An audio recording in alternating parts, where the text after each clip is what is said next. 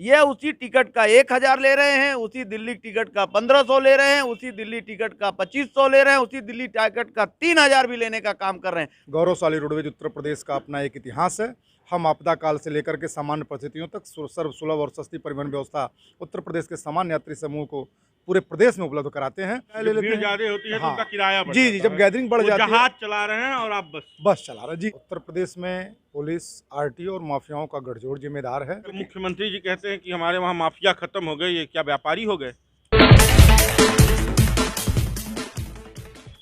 यदि कभी आपको गोरखपुर से लखनऊ या दिल्ली जाना हो और अगर आपको ट्रेन में रिजर्वेशन न मिले और हवाई जहाज का टिकट न मिले तो आप गोरखपुर के नौसड़ चौराहे पे जाइएगा। पेट्रोल पंपों पे खूब शानदार लग्जरी बसें आपको मिलेंगी जो आपको गोरखपुर से लखनऊ और दिल्ली, यहाँ तक कि जयपुर, अहमदाबाद भी शानदार और कम समय में पहुँचा देंगी। और उनका सिस्टम क्या है, उसका विरोध क्यों हो रहा है, क्योंकि उसका विरोध कर रहे हैं कुछ लोग, उनसे हम आपको मिलवाएंगे और क्या समस्या है उनसे, उनके चलने से क्या दिक्कतें हैं, उसके बारे में हम आपको बताएंगे। हमारे साथ रोडवेज कर्मचारी यूनियन के क्षेत्रीय अध्यक्ष दिनेश मणि मिश्र जी हैं, हमारे साथ बस स्टेशन प्रभारी एनपी सिंह जी हैं और हमारे साथ राष्ट्रीय अध्यक्ष पटरी व्यापारी संघ सुधीर झा जी हैं। इन सभी लोगों से हम आपका परिचय इसलिए करवाए हैं कि ये लोग उस बसों का विरोध कर रहे हैं।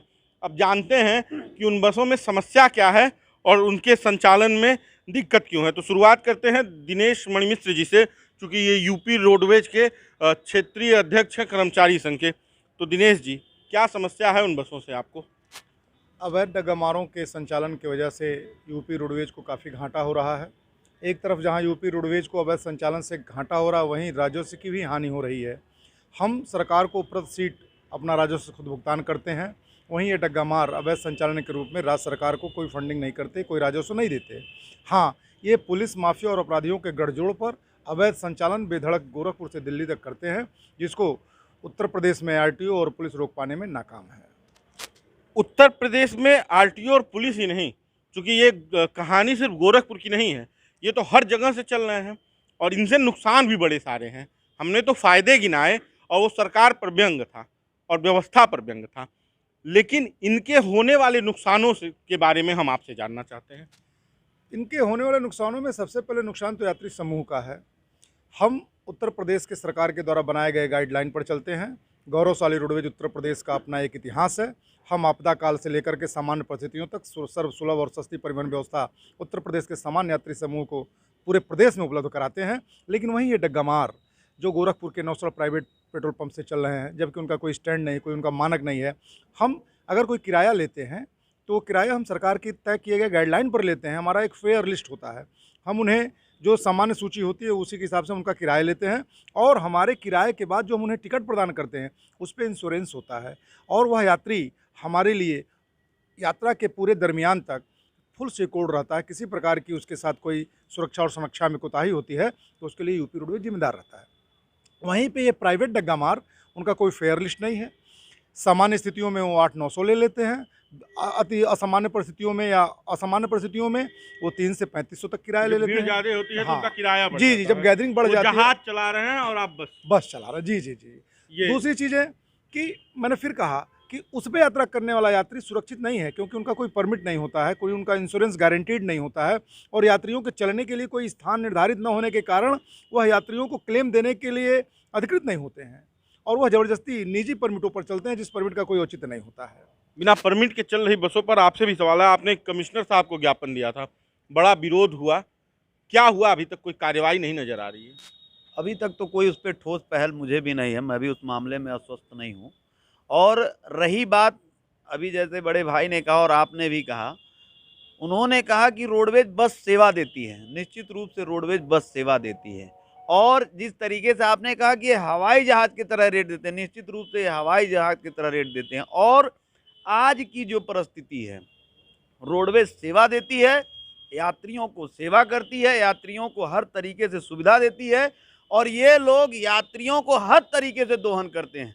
रोडवेज का एक मानक तय है कि 40 रुपये लेना है तो लेना है, 50 रुपये लेना है तो लेना है, 51 रुपये और रोडवेज नहीं ले सकते और अगर लेते हैं, ऐसे पाए जाते हैं तो उनके खिलाफ तुरंत कार्रवाई होती है।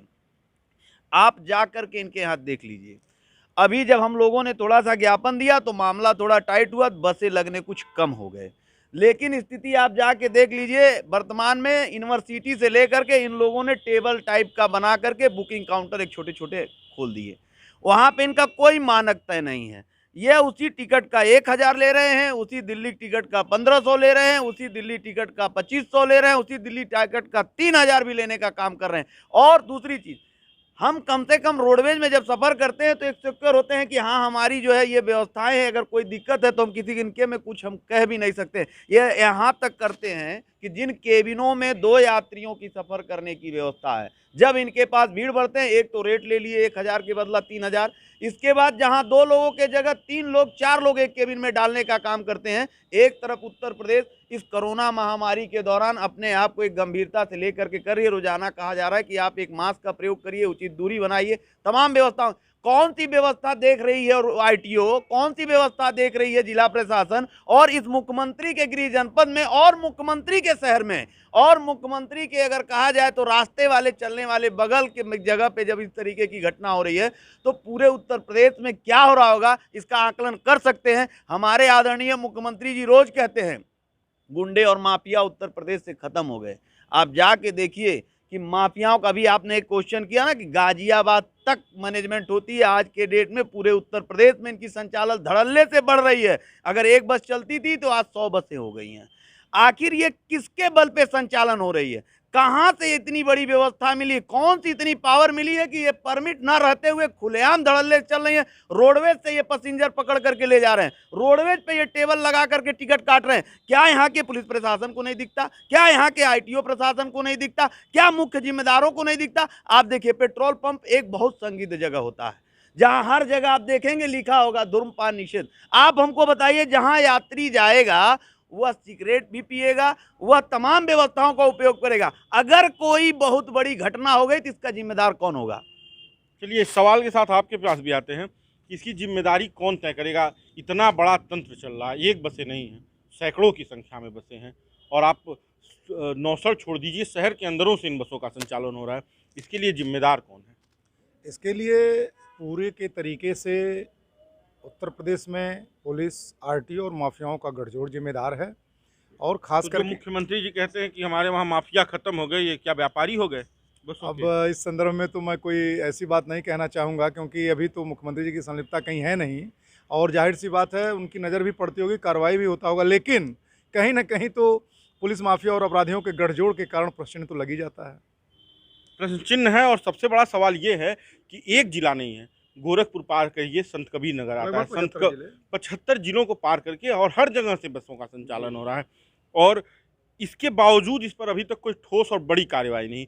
और ये सबसे बड़ा नुकसान अगर किसी को हो रहा है तो उत्तर प्रदेश परिवहन निगम को हो रहा है। निश्चित तौर पे शशांक जी, आपने सही कहा कि इन प्राइवेट डग्गा मारों की वजह से अगर सबसे बड़ा नुकसान हो रहा है तो उत्तर प्रदेश परिवहन का हो रहा है, और कहीं ना कहीं यह स्लो पॉइजन उत्तर प्रदेश परिवहन के लिए है। और आने वाले समय में अगर स्थितियां ऐसी ही बरकरार रही तो उत्तर प्रदेश परिवहन निगम की स्थिति भी मध्य प्रदेश और बिहार की तरह हो जाएगी।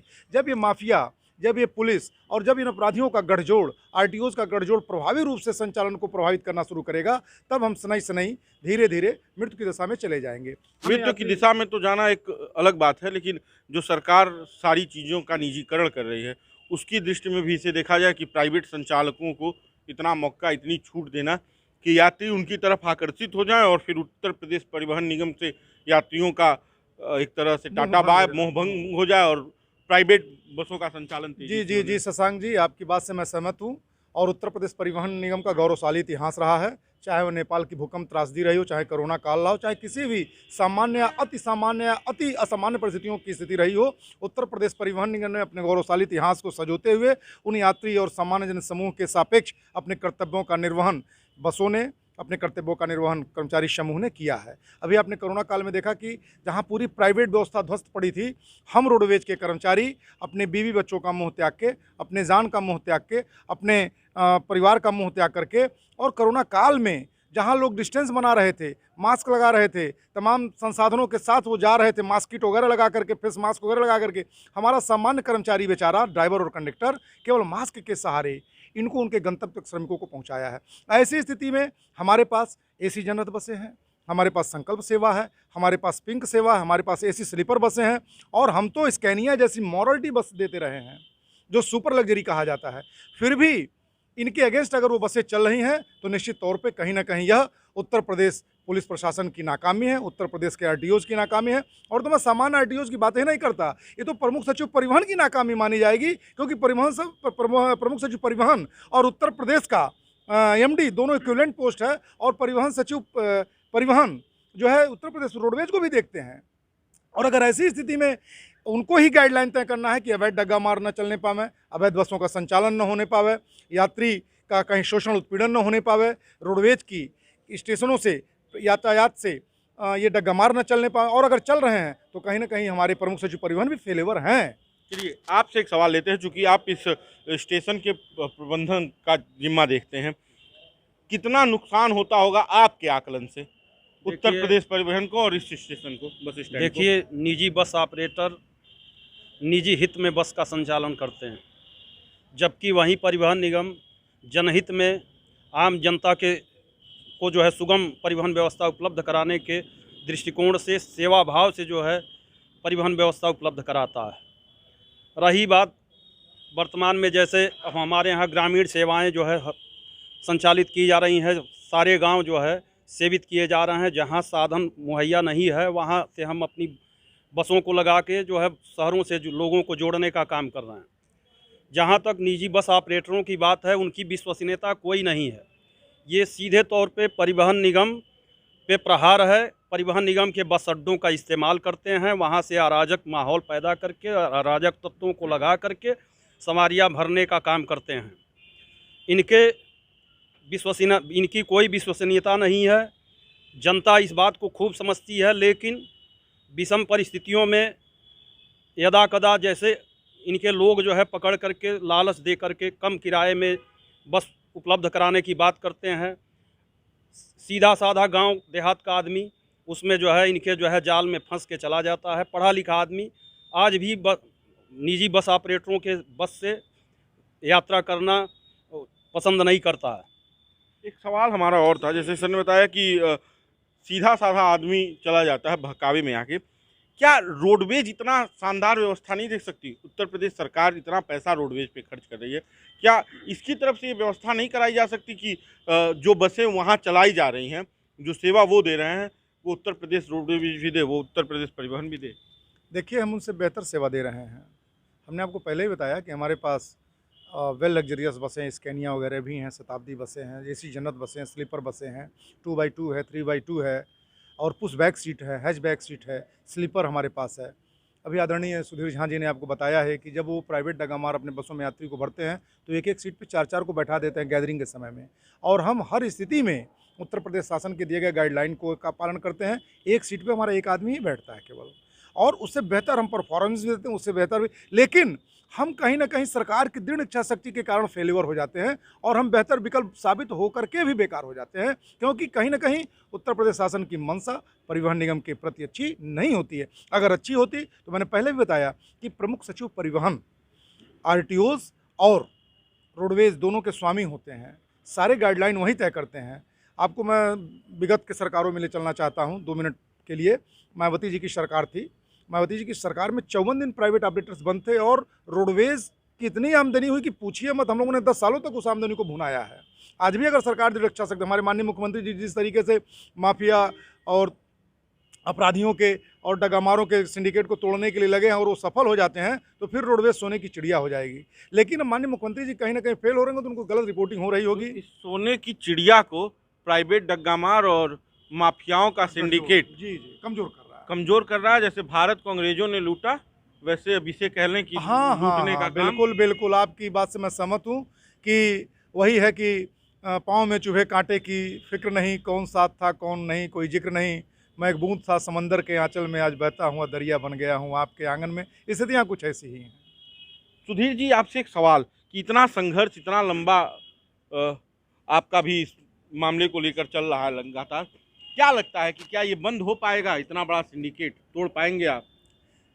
फिलहाल तो हम लोगों ने एक संकल्प ले लिया है कि सिंडिकेट को अगर हम पूरे प्रदेश में तोड़ पाएँ ना तोड़ पाएँ, लेकिन गोरखपुर जनपद में तो निश्चित रूप से इसे तोड़ने का काम करेंगे। हम लोगों ने इस पे जो है एक आयोजित कार्यक्रम रख लिया। अभी जल्दी हम लोग एक मुख्यमंत्री जी को जिलाधिकारी द्वारा ज्ञापन देने का भी हमारा कार्यक्रम है। ज़रूरत पड़ी तो हम लोग सड़कों पे उतर करके भी आंदोलन करेंगे, क्योंकि निश्चित रूप से यह देखने में अभी आम लग रहा है, वह हमारे घर का परिवार हो चाहे किसी घर का परिवार हो, एक जल्दी के चक्कर में, एक समय से पहुंचने के चक्कर में, एक लालच बस में, एक विवशता के बस में वो ऐसा सफ़र कर रहा है कि निश्चित रूप से अपनी जान हथेली पे लेके कर रहा है। आप ये जानिए कि जब रोडवेज में जब रात को जब बसें चलती हैं तो भी उसका एक नियम होता है, उस मानक के ज़्यादा तेज़ गाड़ियाँ नहीं चलती हैं, लेकिन इनका कोई मानक नहीं होता है। ये अपनी समय टाइमिंग पूरा करना चाहते हैं। आप जाके देखिए, जो बसें 8 बजे खुलती हैं वो भी बसें 6 बजे ही दिल्ली पहुंचती हैं, और जो बसें इनकी 3-4 बजे खुलती हैं वो भी बसें 6-7 बजे ही पहुंचती हैं। मतलब ज़्यादा अंतर नहीं होता है। नहीं कि रात में ये लोग बस को हवाई जहाज़ की तरह चलाते हैं।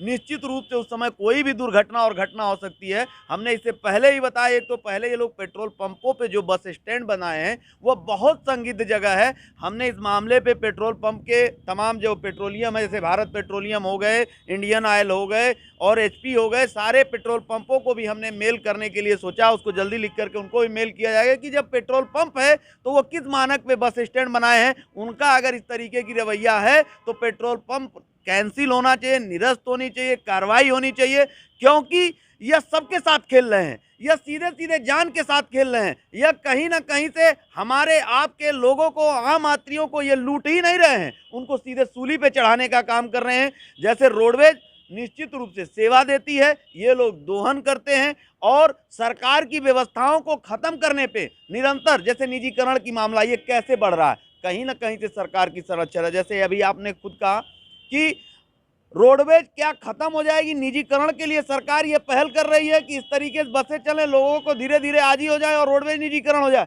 निश्चित रूप से बहुत संदिग्ध मामला है। कहीं ना कहीं से ऊपर से नीचे तक इसके तार जुड़े हुए हैं, और अगर प्रशासन की शह नहीं होती, उत्तर प्रदेश सरकार का शह नहीं होता, तो मैं नहीं जान रहा हूँ कि एक जिले से दूसरे जिले ये बस पार कर जाती। चलिए, तो आप इन सभी लोगों को आपने सुना। तो अगर आपको इसके बाद दिल्ली जाना हो तो ये बस स्टैंड है, यहाँ से बसों को पकड़ें। ये सुरक्षित है, सुलभ है और उचित किराए पर आपको सुरक्षित दिल्ली पहुँचाएंगी। बाकी का आपको यह हमारा वीडियो कैसा लगा आप हमें कमेंट करके बताएं। अगर आप यह वीडियो फेसबुक पर देख रहे हैं तो हमारे पेज को लाइक करें, अगर यूट्यूब पर देख रहे हैं तो हमारे चैनल को सब्सक्राइब करें, और अगर अच्छा लगे तो इसे शेयर करें। धन्यवाद।